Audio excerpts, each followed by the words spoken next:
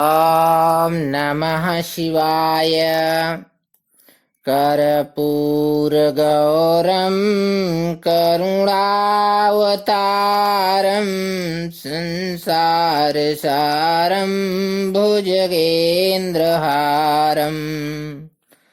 सदा वसन्तं हृदयारविन्दम् भवं भवानी सहितं नमामि। बोलो शंकर भगवान की जय। शिव पुराण के श्रवण की विधि तथा श्रोताओं के पालन करने योग्य नियमों का वर्णन। शौनक जी कहते हैं, महाप्राज्ञ व्यास शिष्य सूत जी, आपको नमस्कार है। आप धन्य हैं, शिव भक्तों में श्रेष्ठ हैं। आपके महान गुण वर्णन करने योग्य हैं। अब आप कल्याणमय शिव पुराण के श्रवण की विधि बतलाइए, जिससे सभी श्रोताओं को संपूर्ण उत्तम फल की प्राप्ति हो सके। सूत जी ने कहा, मुने शौनक, अब मैं तुम्हें संपूर्ण फल की प्राप्ति के लिए शिव पुराण के श्रवण की विधि बता रहा हूँ। पहले किसी ज्योतिषी को बुलाकर दान मान से संतुष्ट करके अपने सहयोगी लोगों के साथ बैठकर बिना किसी विघ्न बाधा के कथा की समाप्ति होने के उद्देश्य से शुद्ध मुहूर्त का अनुसंधान कराएं और प्रयत्न पूर्वक देश देश में स्थान स्थान पर यह संदेश भेजें कि हमारे यहाँ शिव पुराण की कथा होने वाली है। अपने कल्याण की इच्छा रखने वाले लोगों को उसे सुनने के लिए अवश्य पधारना चाहिए। कुछ लोग भगवान श्री हरि की कथा से बहुत दूर पड़ गए हैं। कितने ही स्त्री शूद्र आदि भगवान शंकर के कथा कीर्तन से वंचित रहते हैं। उन सब को भी सूचना हो जाए, ऐसा प्रबंध करना चाहिए। देश देश में जो भगवान शिव के भक्त हों तथा शिव कथा के कीर्तन और श्रवण के लिए उत्सुक हों, उन सब को आदर पूर्वक बुलवाना चाहिए और आए हुए लोगों का सब प्रकार से आदर सत्कार करना चाहिए। शिव मंदिर में, तीर्थ में, वन प्रांत में अथवा घर में शिव पुराण की कथा सुनने के लिए उत्तम स्थान का निर्माण करना चाहिए। केले के खंभों से सुशोभित एक ऊंचा कथा मंडप तैयार कराएं। उसे सब ओर फल पुष्प आदि से तथा सुंदर चंदोवे से अलंकृत करें और चारों ओर ध्वजा पताका लगाकर तरह तरह के सामानों से सजाकर सुंदर शोभा संपन्न बना दें। भगवान शिव के प्रति सब प्रकार से उत्तम भक्ति करनी चाहिए। वही सब तरह से आनंद का विधान करने वाली है। परमात्मा भगवान शंकर के लिए दिव्य आसन का निर्माण करना चाहिए तथा कथावाचक के लिए भी एक ऐसा दिव्य आसन बनाना चाहिए जो उनके लिए सुखद हो सके। मुने, नियम पूर्वक कथा सुनने वाले श्रोताओं के लिए भी यथा योग्य सुंदर स्थानों की व्यवस्था करनी चाहिए। अन्य लोगों के लिए साधारण स्थान ही रखने चाहिए। जिनके मुख से निकली हुई वाणी देहधारियों के लिए कामधेनु के समान अभीष्ट फल देने वाली होती है, उस पुराण वेत्ता विद्वान वक्ता के प्रति तुच्छ बुद्धि कभी नहीं करनी चाहिए। संसार में जन्म तथा गुणों के कारण बहुत से गुरु होते हैं, परंतु उन सब में पुराणों का ज्ञाता विद्वान ही परम गुरु माना गया है। पुराण वेत्ता पवित्र, दक्ष, शांत, ईर्ष्या पर विजय पाने वाला, साधु और दयालु होना चाहिए। ऐसा प्रवचन कुशल विद्वान इस पुण्यमयी कथा को कहे। सूर्योदय से आरंभ करके 3:30 पहर तक उत्तम बुद्धि वाले विद्वान पुरुष को शिव पुराण की कथा सम्यक रीति से बांचनी चाहिए। मध्याह्न काल में 2 घड़ी तक कथा बंद रखनी चाहिए, जिससे कथा कीर्तन से अवकाश पाकर लोग मल मूत्र का त्याग कर सकें। कथा प्रारंभ के दिन से 1 दिन पहले व्रत ग्रहण करने के लिए वक्ता को क्षौर करा लेना चाहिए। जिन दिनों कथा हो रही हो उन दिनों प्रयत्न पूर्वक प्रातः काल का सारा नित्य कर्म संक्षेप से ही कर लेना चाहिए।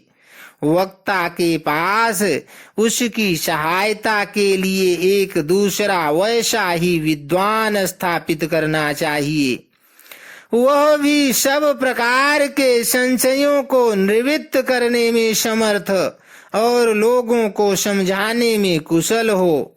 कथा में आने वाले विघ्नों की निवृत्ति के लिए गणेश जी का पूजन करें। कथा के स्वामी भगवान शिव की तथा विशेषतः शिव पुराण की पुस्तक की भक्ति भाव से पूजा करें। तत्पश्चात उत्तम बुद्धि वाला श्रोता तन मन से शुद्ध एवं प्रसन्न चित्त हो आदर पूर्वक शिव पुराण की कथा सुने। जो वक्ता और श्रोता अनेक प्रकार के कर्मों में भटक रहे हों, काम आदि 6 विकारों से युक्त हों, स्त्री में आसक्ति रखते हों और पाखंड पूर्ण बातें कहते हों, वे पुण्य के भागी नहीं होते।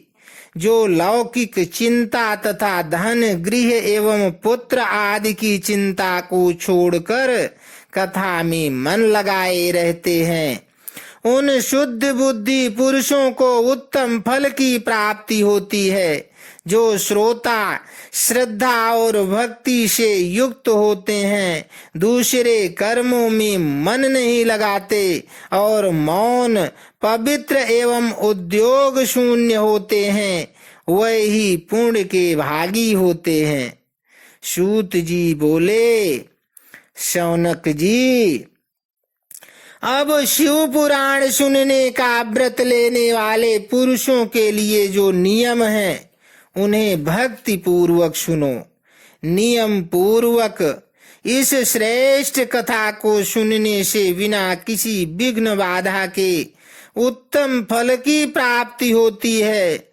जो लोग दीक्षा से रहित हैं उनका कथा श्रवण में अधिकार नहीं है, अतः हम उन्हें कथा सुनने की इच्छा वाले सब लोगों को पहले वक्ता से दीक्षा ग्रहण करनी चाहिए।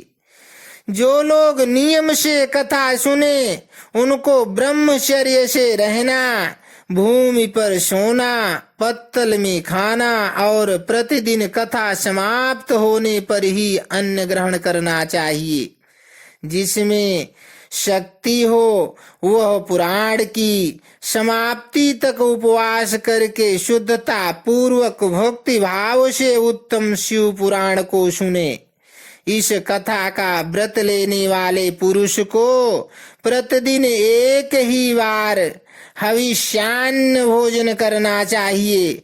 जिस प्रकार से कथा श्रवण का नियम सुख पूर्वक सध सके वैसे ही करना चाहिए।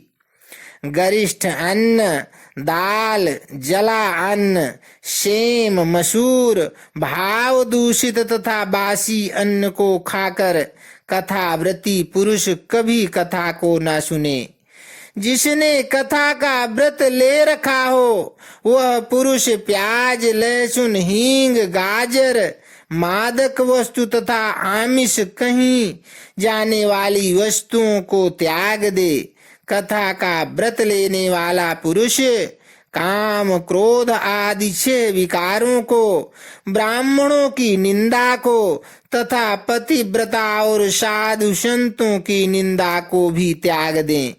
कथाव्रती पुरुष प्रतिदिन सत्य, शौच, दया, मौन, सरलता, विनय तथा हार्दिक उदारता, इन सद्गुणों को सदा अपनाए रहे।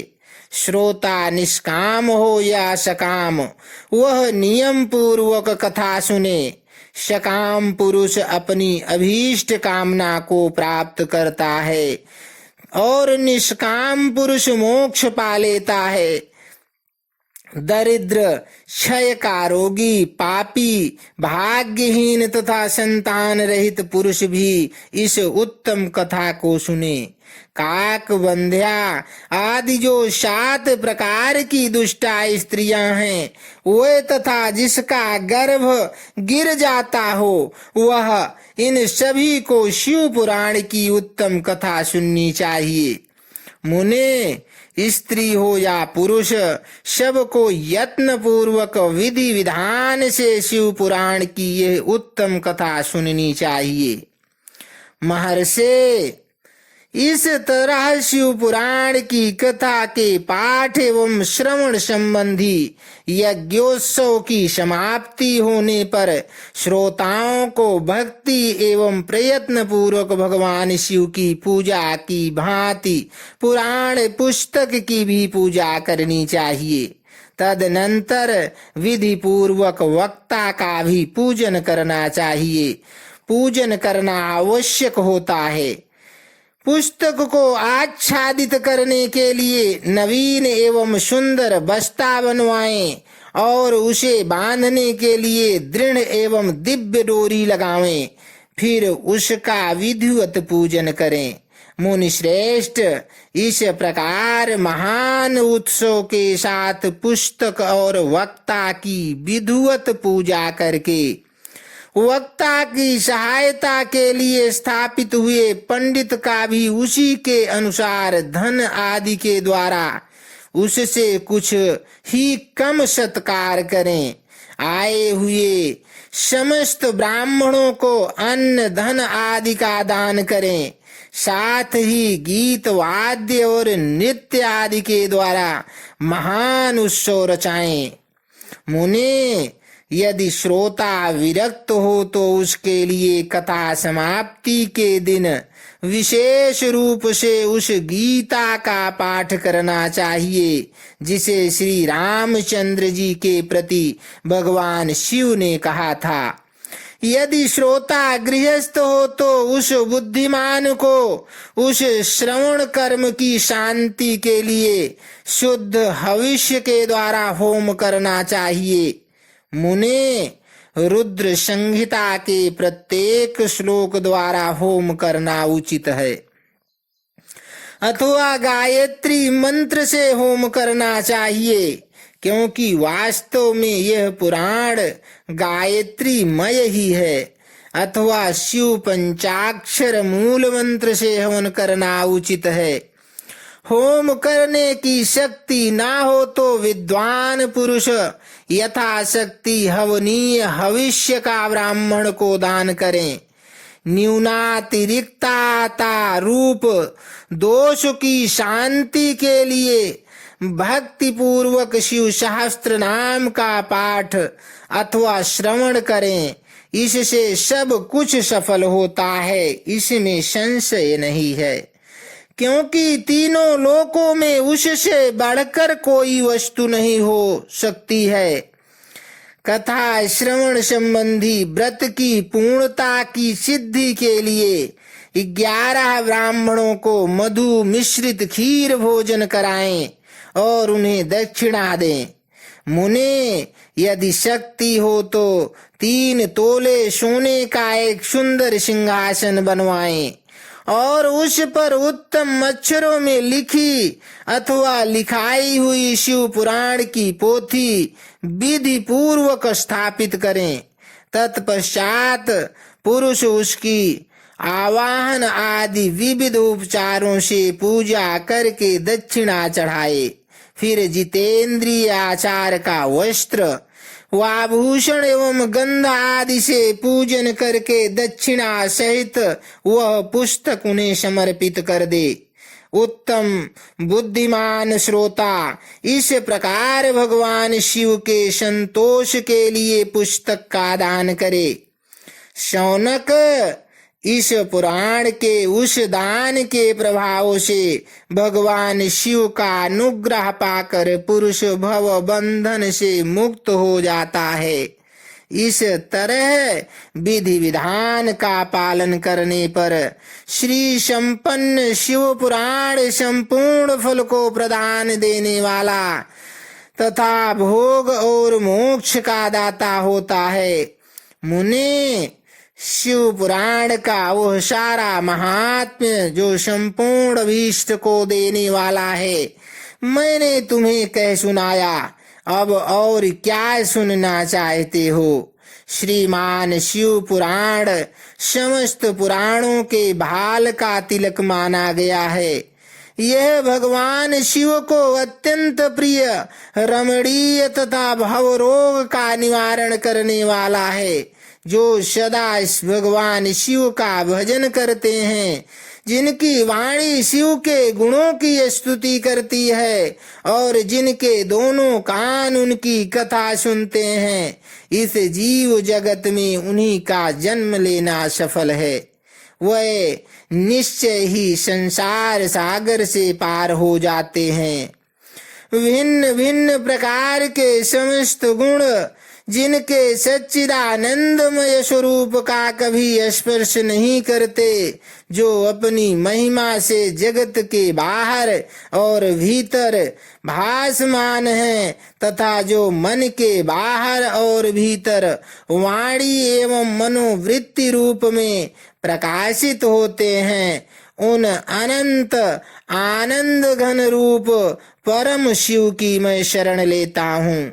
इति श्री शिव पुराण महात्म्य संपूर्ण अध्याय 6 से 8। बोलो शंकर भगवान की जय। ओम नमः शिवाय। हर हर महादेव।